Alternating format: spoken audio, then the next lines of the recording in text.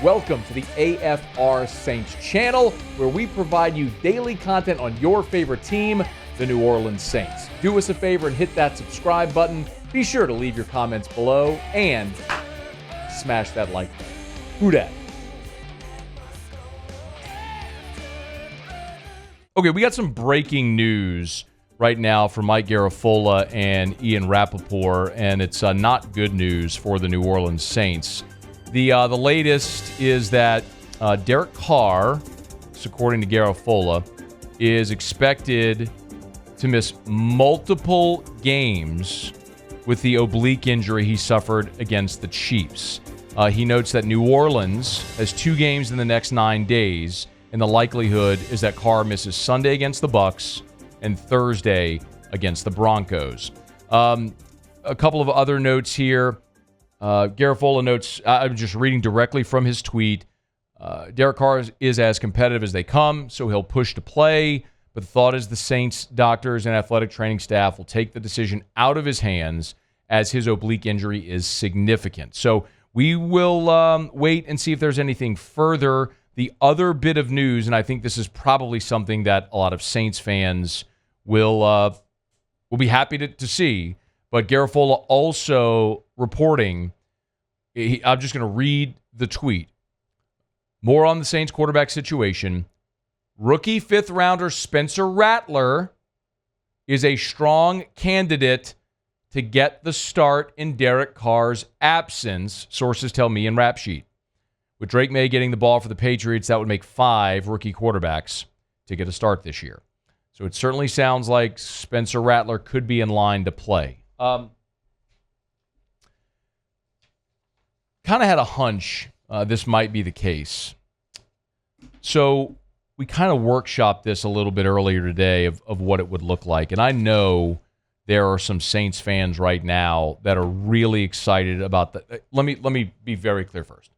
Not excited about Derek Carr's injury. I'm going to say this as plainly as possible. Never want anybody to get injured. These are human people with families and livelihoods, and I'm not in any way minimizing that at all. Okay, so let's be very clear about that. Nobody should be celebrating anybody's injury.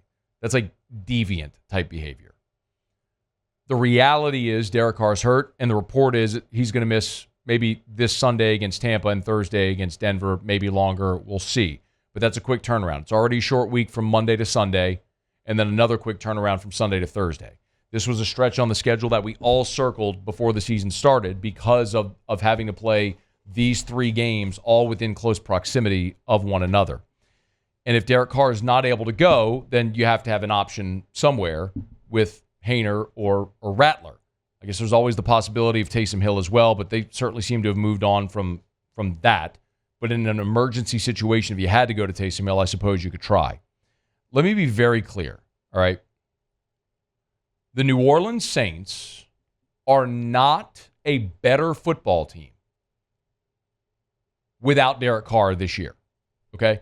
I am the guy who has sat here since the day they signed Derek Carr, and I have told you that he is a bottom-tier starting quarterback in the NFL.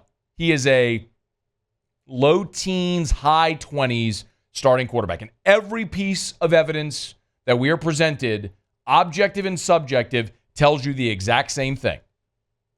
So I am not lauding Derek Carr. What I'm telling you is a man who has started in the NFL for 11 years, played 164 career games. He is a better option than a second-year player in Jake Haener, who has played in 3 career games. He played against Carolina this year in the blowout, was 0 of 1 passing. Played in Dallas in the blowout, was 0 of 1 passing. And then when Carr got injured on Monday Night Football, he went in, was 2 of 7 for 17 yards. Spencer Rattler has been the emergency quarterback so far through the first part of the season, hasn't taken a snap. And oh, by the way, he lost the backup job to the aforementioned Jake Haener. When the Saints drafted Spencer Rattler, While a lot of people rolled their eyes and hemmed and hawed and said, what are you doing? I loved it. Draft a quarterback every year. If you're not going to take one in round one and go for broke, then you got to take one every year somewhere in the draft to hope you hit on your Dak in round 4, Russell Wilson in round 3, Kirk Cousins in round 5. You got to hope that you find that guy. And there was a point where Spencer Rattler was a projected first-round pick in mock drafts before he lost his job to Caleb Williams at Oklahoma, and we know then he went to South Carolina. We all know the rest. Now you know the rest of the story. We all know the rest of the story. But he's a physically gifted player who I think has tremendous upside. But if you're talking about trying to win this year, he ain't going to help you win anything of significance this year. If you're thinking, let me see what I have for the future, okay. That's a very different conversation, and I can be on board with that. And I'm as interested as anyone to see what Rattler, maybe Haener to a lesser degree, can do.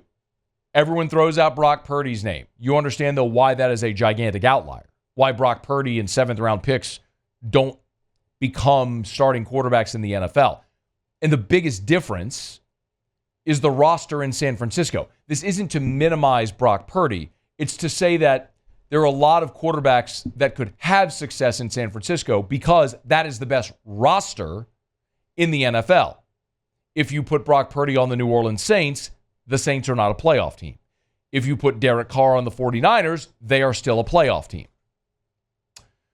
Here's the problem that you have. Be it Haener or Rattler, you would be putting them into a game against an NFL defense, not a preseason game where dudes who are going to be working at a post office and selling insurance the next week are going half speed. This is a Sunday for real NFL game at Sunday NFL speed. And you're going to be putting them under center behind an offensive line that's a total sieve. I told you the numbers on Monday Night Football. The offensive line gave up a sack, 3 TFLs, and 9 quarterback hits. Go put a rookie behind that offensive line with no running game, it ain't going to go good. It ain't going to go good, if you'll excuse the poor grammar. They ran 15 times for 46 yards against the Chiefs. This offensive line is atrocious. Now, maybe you get Cesar Ruiz back this week. I don't know, maybe not. Maybe Lucas Patrick continues to get healthy. Maybe another week with Connor McGovern, you start to get a little more continuity. But it ain't going to be good. You weren't good to start. And now it's been a turnstile there on the offensive line. If you want one piece of solace, it's this. Here's the Bucs defensive ranks so far through week 5. Total defense 30th. Pass defense 28th. Rush defense 16th. Scoring defense 19th. The Bucs defense ain't good. That's your one solace. That's the one saving grace. Is that the defense you're going to go up against this week isn't very good. So maybe that gives you a better opportunity for success with one of those young guys going out there.